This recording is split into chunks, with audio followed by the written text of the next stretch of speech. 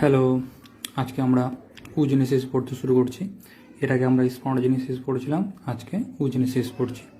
Oogenesis কথার অর্থ হলো ডিম্বাণু উৎপাদন। ডিম্বাণু উৎপাদন বলতে ডিম্বাণু মাতৃকোষ থেকে মিয়োসিস প্রক্রিয়ায় বিভাজিত হয়ে ডিম্বাণু উৎপাদন প্রক্রিয়াকেই আমাদের বলছে ওজেনেসিস। ওজেনেসিস ঘটনাটি আমাদের সাধারণত ঘটে থাকে স্ত্রী দেহের জরায়ুর দুপাশে যে ডিম্বাশয়, সে ডিম্বাশয়ের মধ্যে, এবং এর সময়কাল হলো বয়ঃসন্ধি থেকে শুরু করে কথার অর্থ 12 থেকে 13 বছর থেকে শুরু করে মোটামুটি আমাদের 45 থেকে 50 বছর পর্যন্ত এই সময়কালটা আমাদের স্থায়ী থাকে মহিলাদের দেহের মধ্যে। এবং ওজেনেসিস প্রক্রিয়াটি যে কোষটি থেকে শুরু হয় সেই কোষটিকে আমরা সাধারণত বলি প্রাইমর্ডিয়াল জার্ম কোষ। কথার অর্থ হলো ডিম্বাশয়ের আমরা যখন আণবিক গঠন পড়ি, ডিম্বাশয়ের আণবিক গঠনে ডিম্বাশয়ের সব থেকে বাইরের দিকে যে কোষের স্তর ছিল সেই কোষের স্তরটাকে আমরা বলতাম জনন কলা স্তর। সেই জনন কলা স্তরটাকে আমরা প্রাইমর্ডিয়াল জার্ম কোষ বলছি। সেই কোষগুলো থেকেই আমাদের ওজেনেসিস প্রক্রিয়াটি শুরু হয়। আমরা এখন যে কোষটি আঁকছি সেই কোষটি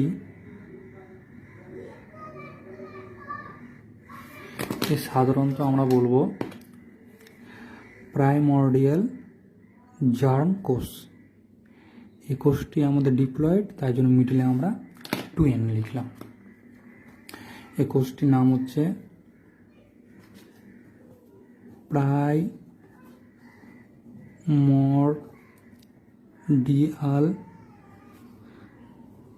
জার্ম কোষ। এই প্রাইমর্ডিয়াল জার্ম কোষটি সর্বপ্রথম আমাদের মায়োসিস প্রক্রিয়ায় বিভাজিত হয়ে আমাদের যে কোষগুলো তৈরি করে সেই কোষগুলোকে আমরা বলবো ওগোনিয়াম। কথার অর্থ হলো ডিম্বাণু মাতৃকোষ। এই প্রাইমর্ডিয়াল জার্ম কোষগুলি আমাদের মায়োসিস প্রক্রিয়ায় বিভাজিত হয়ে তৈরি করে আমাদের ওগোনিয়াম বা ডিম্বাণু মাতৃকোষ। মাইটোসিসের ফলে আমাদের তৈরি হলো ওগোনিয়াম।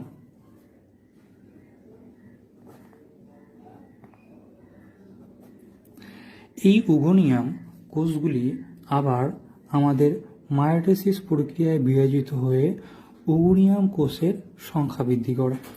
তার ফলে আমরা যে কোষগুলো পাচ্ছি সেই কোষগুলো আমাদের ওগোনিয়াম কোষ। এই ওগোনিয়াম কোষগুলো আমাদের মায়োসিস প্রক্রিয়ায় বিভাজিত হয়ে নিজের সংখ্যা বৃদ্ধি করে।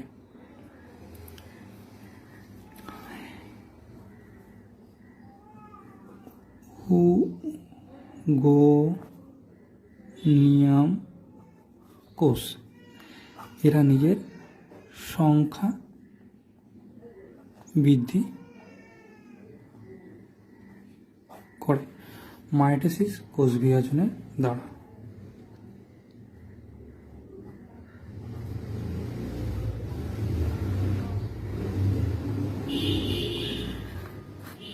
আমরা এখানে প্রাইমর্ডিয়াল জার্ম কোষ, যেই কোষ স্তরটি আমাদের ডিম্বাশয়ের সব থেকে বাইরের দিকে প্রজনন কলা স্তর বলতাম, সেটি হচ্ছে আমাদের প্রাইমর্ডিয়াল জার্ম কোষ। সেই কোষগুলো আমাদের মায়োসিস প্রক্রিয়ায় বিভাজিত হয়ে গিয়ে আমাদের ওগোনিয়াম গঠন করে। ওগোনিয়াম গঠন করে আমাদের ডিম্বাশয়ের মধ্যে প্রবেশ করে এবং ডিম্বাশয়ের মধ্যে আমাদের ওগোনিয়াম বৃদ্ধিপ্রাপ্ত হয়ে মায়োসিস প্রক্রিয়ায় বৃদ্ধিপ্রাপ্ত হয়ে সম্পূর্ণ আরও অনেকগুলো ওগোনিয়াম তৈরি করে। এই যে ঘটনাটা ঘটছে, এই ঘটনাটা আমাদের সাধারণত বলা হয়, বা এই দশাটাকে আমাদের সাধারণত আমরা বলে থাকি বিভাজন দশা।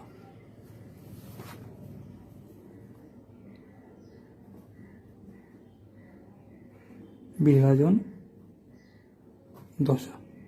এই বিভাজন দশায় মায়োসিস প্রক্রিয়ায় বিভাজিত হয় এবং মায়োসিস প্রক্রিয়ায় বিভাজিত হয়ে আমাদের ওগোনিয়ামের পরিমাণ বৃদ্ধি করে প্রাইমর্ডিয়াল জার্ম কোষ থেকে। এরপর আমাদের এই ওগোনিয়াম কোষটি বিভিন্ন পুষ্টি সংগ্রহ করে আকারে বৃদ্ধিপ্রাপ্ত হয়ে যে কোষের গঠন করে সেই কোষটাকে আমরা বলবো প্রাইমারি উসাইট। Primary oocyte. এই প্রাইমারি উসাইট কোষটি আমাদের তৈরি হচ্ছে ওগুনিয়াম কোষ থেকেই। ওগুনিয়াম কোষের সাধারণত আকৃতি বৃদ্ধিপ্রাপ্ত হয়ে প্রাইমারি উসাইট কোষটি গঠন করে। এই যে আমাদের দশাটা, যে দশায় আমাদের ওগুনিয়াম কোষটি বৃদ্ধিপ্রাপ্ত হয়ে গিয়ে আমাদের প্রাইমারি উসাইট গঠন করছে, এই দশাটাকে আমরা সাধারণত বলবো বৃদ্ধি দশা।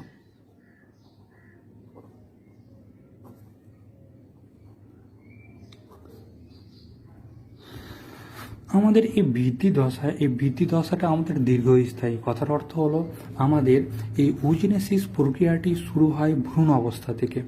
ভ্রূণ অবস্থায় মাতৃগর্ভে যখন মেয়ে ভ্রূণ অবস্থায় থাকে তখন ওর দেহের মধ্যে যে ডিম্বাশয় তৈরি হলো, ডিম্বাশয় তৈরি হওয়ার পর ডিম্বাশয়ের বহিঃস্তরে প্রাইমর্ডিয়াল জার্ম কোষগুলি মাইটোসিস প্রক্রিয়ায় বিভাজিত হয়ে আমাদের ওগুনিয়াম গঠন করে এবং এই ওগুনিয়াম বৃদ্ধিপ্রাপ্ত হয়ে আমাদের প্রাইমারি উসাইট গঠন করে এবং এই ওগুনিয়াম থেকে বৃদ্ধিপ্রাপ্ত হয়ে আমাদের প্রাইমারি উসাইট গঠিত হয়ে এই দশাটি আমাদের দীর্ঘস্থায়ী দশা। এই দশাটি আমাদের অন্তত চলতে থাকে 12 থেকে 14 বছর। কারণ আমাদের ওগুনিয়াম গঠিত হয়ে গেল, তারপর এই কোষগুলি সুপ্ত অবস্থায় থেকে যায়। তারপর যতক্ষণ পর্যন্ত বয়সন্ধি না এসেছে ততক্ষণ পর্যন্ত এই প্রাইমারি উসাইটটি আমাদের স্থির অবস্থায় থেকে যায়। তাই জন্য এই আমাদের বৃদ্ধি দশাটাকে আমাদের দীর্ঘস্থায়ী দশা বলে। এই দশা সাধারণত আমাদের 12 থেকে 13 বছর পর্যন্ত স্থায়ী হয়।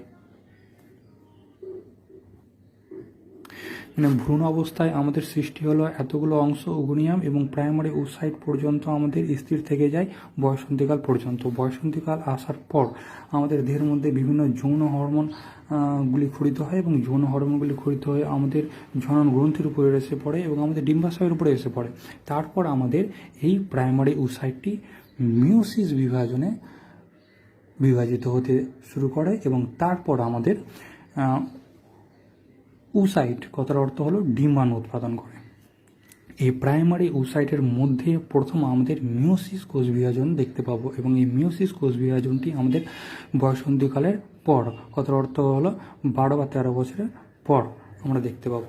তো এই প্রাইমারি উসাইটের মধ্যে আমাদের মিওসিস বিভাজন দেখতে পাবো। এই মিওসিস বিভাজন যে ঘটবে, আমাদের মিওসিস বিভাজন আমরা জানি দুটো স্টেপে হয়ে থাকে, একটি মিওসিস 1 আর একটি হচ্ছে মিওসিস 2।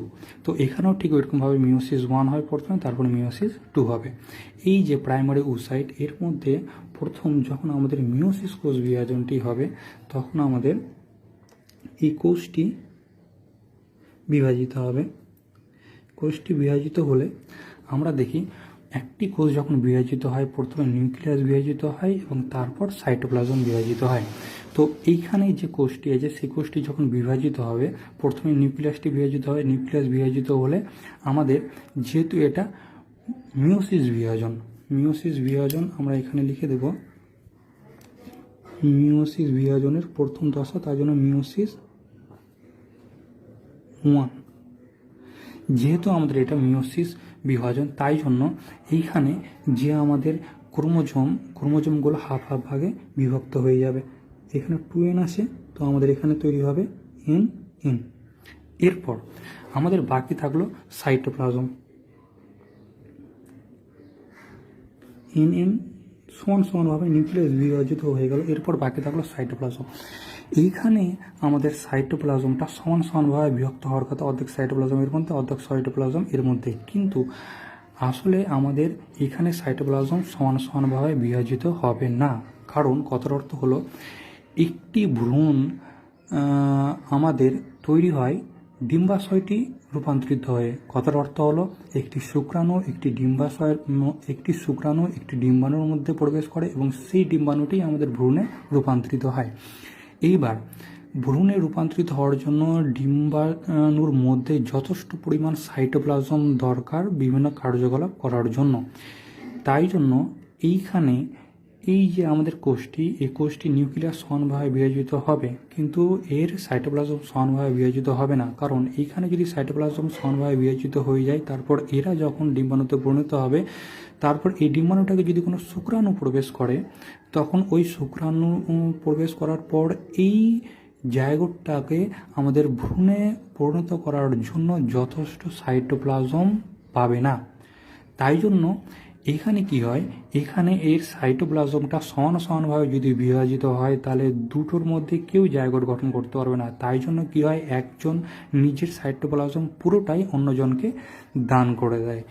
এই ঘটনাটা ঠিক এরকম হয়। এই কোষটি ধরে নাও আমাদের সাইটোপ্লাজম খুব সামান্য পরিমাণে নিল এবং বাকি সাইটোপ্লাজমটি আমাদের অন্য কোষের মধ্যে ট্রান্সফার হয়ে গেল।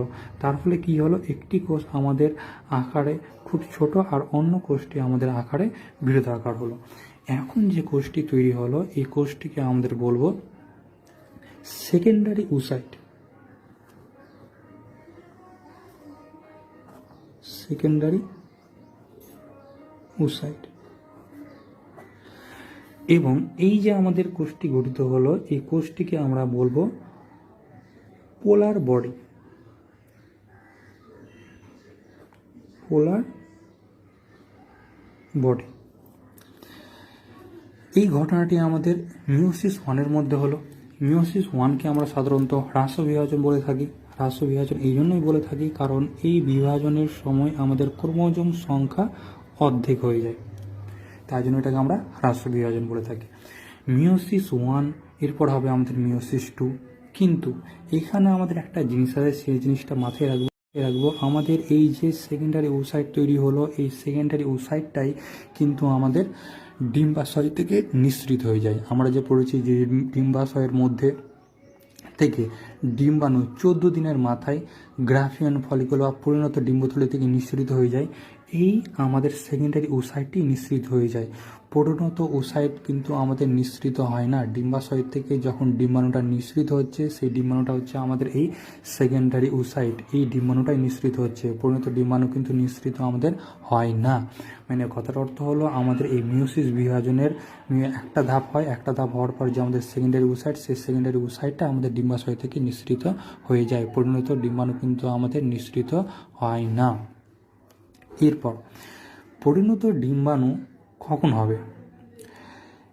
এই সেকেন্ডারি ওসাইটটির মধ্যে, এই সেকেন্ডারি ওসাইটটি ডিম্বাশয় থেকে নিঃসৃত হলো, নিঃসৃত হয়ে কোথায় আসবে? আমাদের ফ্যালোপিয়ান নালীর মধ্যে আসবে এবং ফ্যালোপিয়ান নালীতে আমাদের 48 ঘন্টা পর্যন্ত এই সেকেন্ডারি ওসাইটটি অ্যাক্টিভ থাকবে।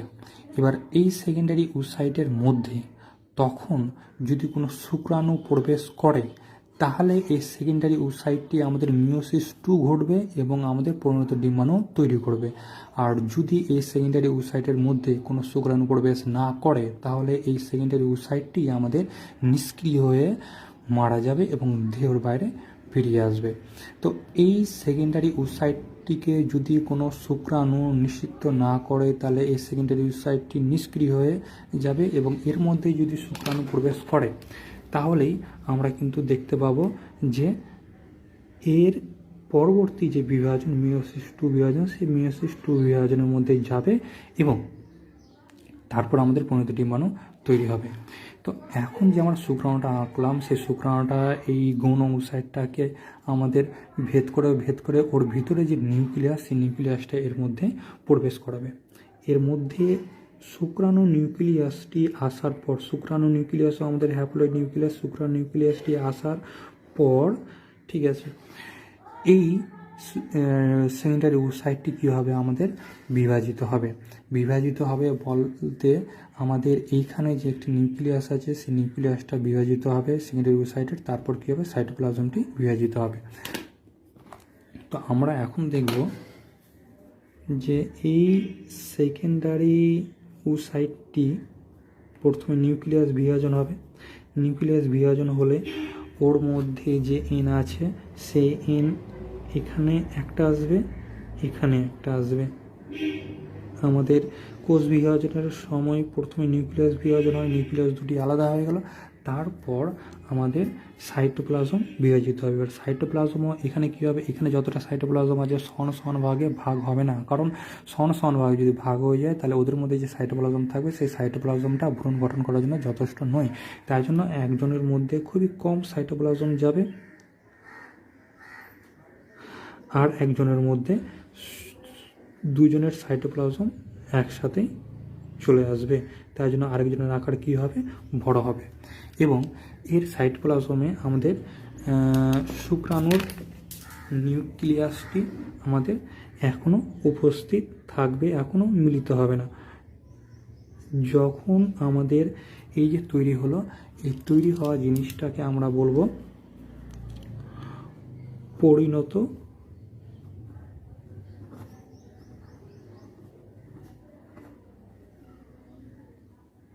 ডিম্বাণু। এই পরিণত ডিম্বাণুর মধ্যে আমাদের শুক্রাণু নিউক্লিয়াসও থাকে এবং আমাদের ডিম্বাণুর নিউক্লিয়াসও পাচ্ছি। এরপর এই শুক্রাণু নিউক্লিয়াস ডিম্বাণু নিউক্লিয়াস কী হবে, মিলিত হয়ে যাবে, মিলিত হয়ে গিয়ে আমাদের জাইগোট গঠন করবে। তো দুটো নিউক্লিয়াস মিলিত হবার ঠিক আগের মুহূর্তে ওদেরকে বলা হয়, এটা আমাদের শুক্রাণু মানে এটা আমাদের ডিম্বাণু নিউক্লিয়াস, তার জন্য এটাকে বলা হয় স্ত্রী প্রোনিউক্লিয়াস।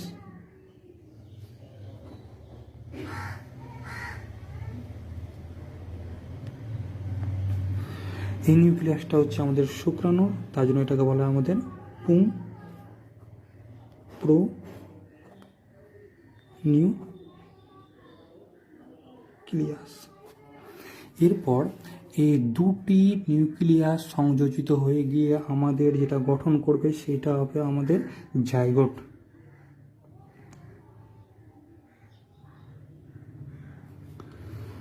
তারপর আমরা পাচ্ছি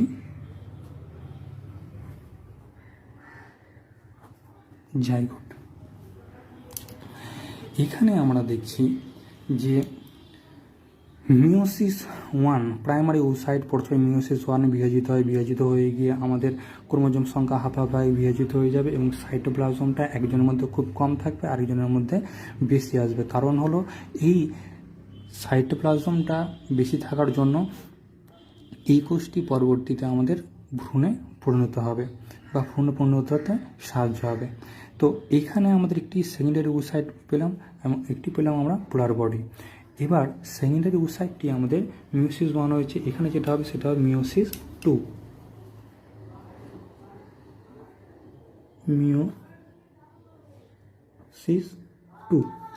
মিওসিস 2 সম্পূর্ণ হলে ঠিক নিউক্লিয়াসটি প্রথমে বিভাজিত হবে, এখানে এন আছে, এখানে আমাদের এন, এখানে এন, দুটো এন আসলো, তাই জন্য আমরা এটাকে বলি মিওসিস 2 থাকে সদৃশ বিভাজন। মিওসিস 2টা হচ্ছে আমাদের সদৃশ বিভাজন হয়ে যাওয়ার পর এর সাইটোপ্লাজমটা আবার একদিকে কম আসবে আর একদিকে বেশি পরিমাণ আসবে, কারণ এইটা আমাদের পরবর্তীতে ভ্রূণে পরিণত হতে সাহায্য করবে এর সাইটোপ্লাজমগুলো, তাই জন্য। এবং এই সেকেন্ডারি ওসাইটটির মধ্যে যদি শুক্রাণু নিউক্লিয়াস প্রবেশ করে তাহলে কিন্তু আমাদের এই মিওসিস 2টি সম্পূর্ণ হবে, নাহলে কিন্তু মিওসিস 2টি সম্পূর্ণ হবে না।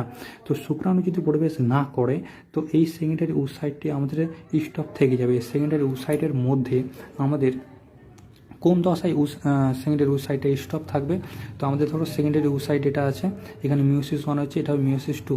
তো নিউক্লিয়াস বিভাজন হওয়ার সময় আমরা প্রথমে জানি যে নিউক্লিয়াস 4টি দশায় বিভক্ত হয়, একটা হচ্ছে প্রোফেজ, মেটাফেজ, অ্যানাফেজ, টেলোফেজ।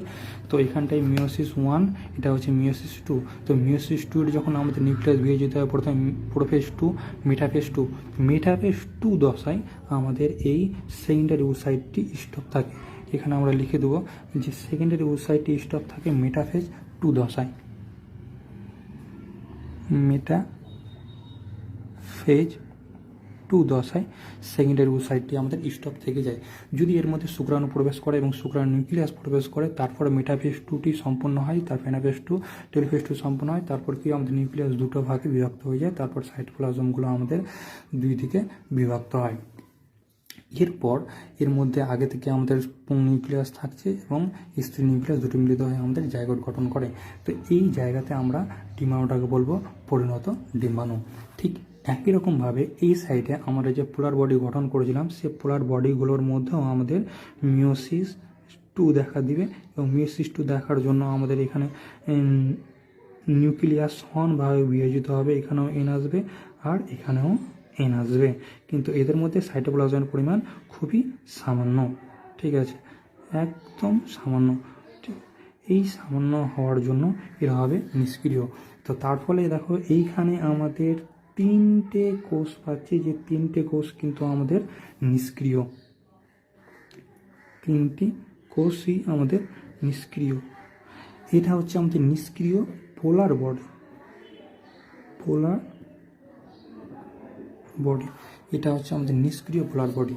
তো আমরা এখানে দেখলাম একটি প্রাইমারি ওসাইট যদি বিভক্ত হয় তার ফলে যে 4টি কোষ তৈরি হয় তার মধ্যে 3টি নিষ্ক্রিয় পোলার বডি এবং একটি সক্রিয় বা পরিণত ডিম্বাণুতে পরিণত হয়, যে ডিম্বাণুটা পরবর্তীতে আমাদের জাইগোট গঠন করে।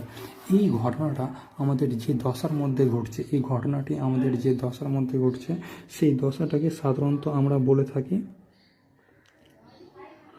পরিণত দশা। এটা হচ্ছে আমাদের পরিণত